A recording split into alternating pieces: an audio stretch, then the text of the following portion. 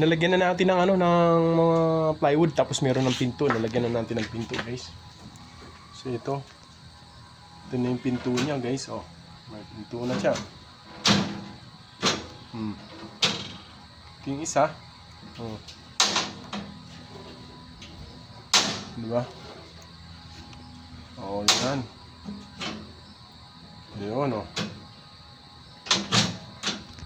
Tapos ito yung lagay ng lock niya, guys. Ayan.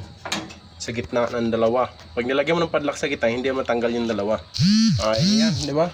So, isang padlock lang. Ayan. So, ayan, guys. Pintura na lang sa susunod, guys. Pipintura na lang natin yan. Tapos i-tiles natin yung top. Ayan, hanggang dito na lang, guys, muna. So, uwi na naman tayo kasi hapon na.